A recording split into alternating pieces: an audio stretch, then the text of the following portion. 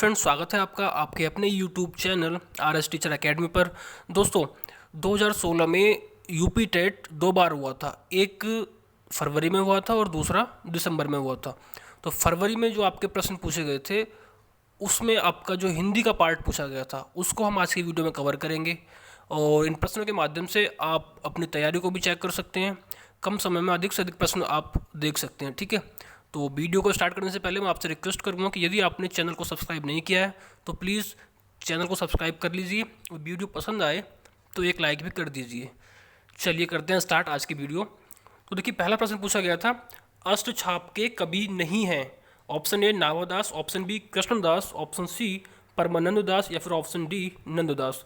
तो अष्ट छाप जो है एक 8 कवियों का समूह है। ठीक है, इसकी स्थापना आपकी की थी स्वामी विट्ठलनाथ ने।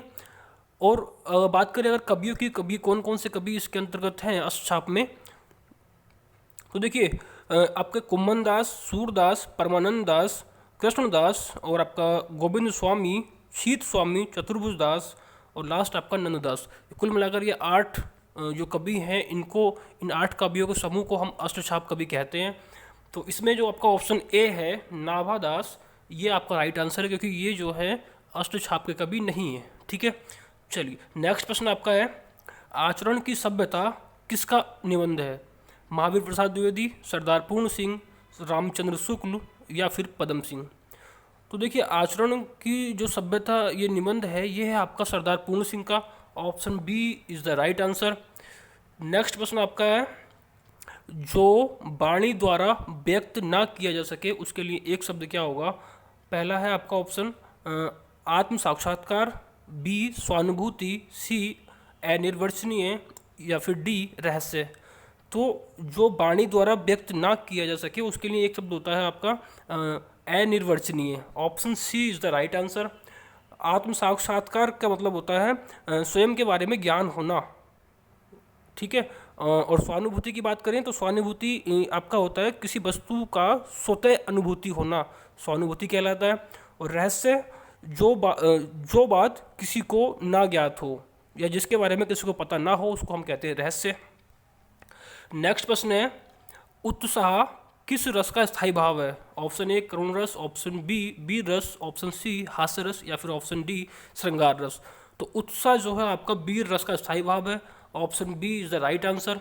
करुण रस का स्थायी भाव होता है शोक, हास्य रस का हास, और श्रृंगार रस का होता है रति। ठीक है, नेक्स्ट प्रश्न है, कविता बली के रचनाकार हैं सूरदास, जायसी, तुलसीदास, या फिर घनानंद। तो कविता बली के रचनाकार होंगे आपके Tulsidas. Option B is the right answer. Next प्रश्न है, भूषण किस काल के कवि हैं। ऑप्शन ए वीरगाथा काल, ऑप्शन बी भक्ति काल, ऑप्शन सी रीतिकाल, या फिर ऑप्शन डी आदिकाल। भूषण आपके रीतिकाल के कवि हैं। ठीक है, option C is the right answer. रीतिकाल के कवि हैं आपके भूषण। नेक्स्ट प्रश्न है, विनय पत्रिका की भाषा कौन सी है। अवधी, खड़ी बोली, ब्रज भाषा, या फिर अपभ्रंश। तो विनय पत्रिका की जो भाषा है ये है आपकी ब्रज भाषा। ऑप्शन सी इसका राइट आंसर है।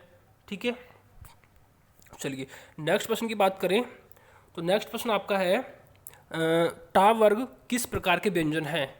टा वर्ग जो आपका होता है, टा वर्ग में क्या होता है आपका टेट है, डेड है, ण, ये आपका ता वर्ग है। ठीक है, इसके अंदर 5 आपके व्यंजन होते हैं। तो ये किस प्रकार के व्यंजन हैं, कंठ हैं, तालव्य हैं, मूर्धन्य हैं, या फिर दंते। तो उसका राइट आंसर होगा आपका ऑप्शन सी। ये जो आपके व्यंजन हैं ये हैं मूर्धन्य। चलिए नेक्स्ट प्रश्न आपका है, अंधेर नगरी के लेखक हैं प्रताप नारायण मिश्र, हरिकृष्ण प्रेमी, भारतेंदु हरिश्चंद्र, या फिर रामकुमार वर्मा। तो अंधेर नगरी के लेखक हैं आपके Bharatendu Harishchandra. Option C is the right answer. Next प्रश्न आपका है, आदिकाल में पहेलियाँ लिखने वाले कवि थे। पहेलियाँ लिखने वाले कवि जगनी, खुसरो, सरहपा, या फिर गोरखनाथ। तो उसका राइट आंसर होगा आपका ऑप्शन बी खुसरो। इनका पूरा नाम क्या, अमीर खुसरो। ठीक है, अमीर खुसरो आदिकाल में पहेलियाँ लिखते थे। और बात करें इनके वास्तविक नाम की तो इनका वास्तविक नाम था अबुल हसन, और ये निज़ामुद्दीन औलिया के शिष्य थे, अमीर खुसरो। नेक्स्ट प्रश्न आपका है, पेड़ से बंदर कूदा वाक्य में कौन सा कारक है। अपादान कारक, कर्म कारक, संप्रदान कारक या फिर करण कारक। तो उसका राइट आंसर होगा आपका ऑप्शन ए, अपादान कारक। चलिए नेक्स्ट प्रश्न आपका है, श्रृंगार रस का स्थायी भाव है हास, रति, क्रोध, उत्साह। तो श्रृंगार रस का स्थायी भाव होगा आपका रति, option B is the right answer. हास आपका होता है हास्य रस का, क्रोध आपका क्रोध जो स्थायी भाव है ये आपका होता है रौद्र रस का, उत्साह आपका होता है वीर रस का। ठीक है, नेक्स्ट प्रश्न है, निम्नलिखित में तद्भव शब्द है भ्रमर, अग्नि, मस्तक या फिर मछली। तत्सम जो शब्द है आपका है इसमें option D is the right answer, मछली। बात करें अगर भ्रमर, मस्तक और अग्नि की तो ये तीनों ही आपके तत्सम शब्द हैं। नेक्स्ट प्रश्न आपका है, चौपाई छंद के प्रत्येक चरण में कितनी मात्राएं होती हैं? 24, 16, 11 या फिर 13।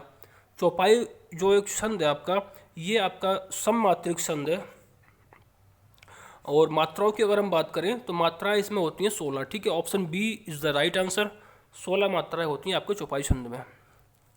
नेक्स्ट प्रश्न की अगर हम बात करें तो तेरी बरछी ने बरछीने हैं खलन के, पंक्ति में कौन सा अलंकार है? रूपक अलंकार, अनुप्रास अलंकार, श्लेष अलंकार या फिर यमक अलंकार। तो उसका राइट आंसर होगा आपका ऑप्शन डी, यमक अलंकार। ठीक है, नेक्स्ट प्रश्न है, हिंदी प्रदीप पत्रिका का संपादन किया है किसने?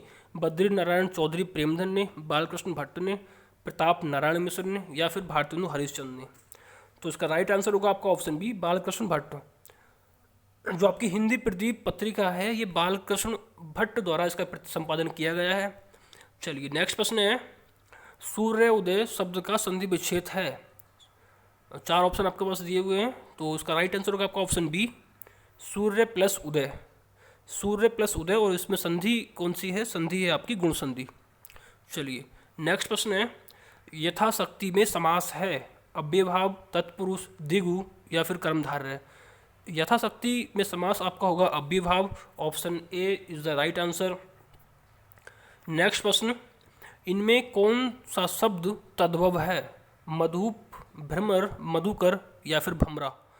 तद्भव शब्द आपका इसमें है ऑप्शन डी, भमरा। भमरा आपका तद्भव शब्द है।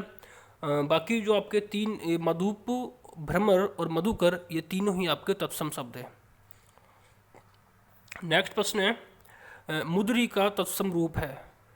मुद्री का तत्सम रूप ऑप्शन ए मुसबी, ऑप्शन बी मुंदरी, ऑप्शन सी मुद्रिका, ऑप्शन डी मुद्रिका। तो मुद्रिका तत्सम रूप आपका होगा मुद्रिका, option D is the right answer. Next प्रश्न आपका, निम्नलिखित में से कौन सा निबंध हजारी प्रसाद द्विवेदी का नहीं है? अशोक के फूल, कुटज, विचार प्रवाह, व्रत और विकास। तो इसका राइट आंसर होगा आपका ऑप्शन डी, व्रत और विकास हजारी प्रसाद द्विवेदी जी का निबंध नहीं है। ये किसका है? ये किसका है अगर बात करें तो ये है आपका शांति प्रिय द्विवेदी का। ठीक है, नेक्स्ट प्रश्न है, परमाल रासो किसके द्वारा रचित है? नल सिंह, नरपति नाल, चंद्र बरदाई या फिर जगनिक। तो इसका राइट आंसर होगा आपका ऑप्शन डी, जगनिक। परमाल रासो जगनिक के द्वारा रचित है। ठीक है, नेक्स्ट प्रश्न है, दुल्हिन गाबहु मंगल चार, हम घरी आए राजा राम भरतार। ये पंक्तियाँ किसकी हैं? तुलसीदास, कबीरदास, सूरदास या फिर रैदास। तो इसका राइट आंसर होगा आपका ऑप्शन बी, कबीरदास। कबीरदास की पंक्तियाँ हैं। ठीक है, नेक्स्ट प्रश्न है, मृगावती किसकी रचना है? उस्मान, मंजन, कुतुबन, जायसी। तो मृगावती आपकी कुतुबन की रचना है। ठीक है, कुतुबन की अगर हम बात करें तो ये एक सूफी कविता है जो अवधी भाषा में लिखी हुई है। नेक्स्ट प्रश्न की अगर हम बात करें, नेक्स्ट प्रश्न है, निम्नलिखित में से शुद्ध वर्तनी वाला शब्द है।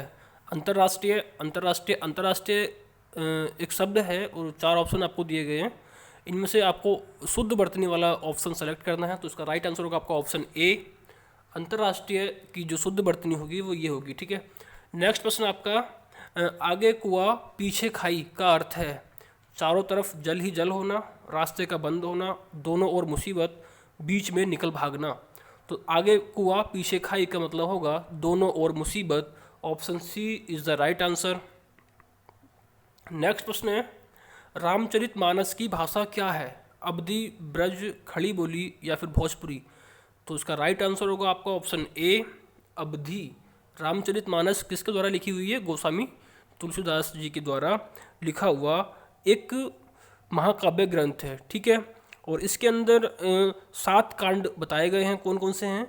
पहला है आपका बालकांड, दूसरा बाल कांड, दूसरा अयोध्या कांड, तीसरा आपका अरण्य कांड, चौथा आपका किष्किंधा कांड, पांचवा आपका सुंदर कांड, और 6 है आपका लंका कांड, और 7 जो लास्ट है आपका उत्तर कांड। तो कुल मिलाकर 7 कांड रामचरितमानस के अंतर्गत तुलसीदास जी द्वारा लिखे गए हैं, ठीक है।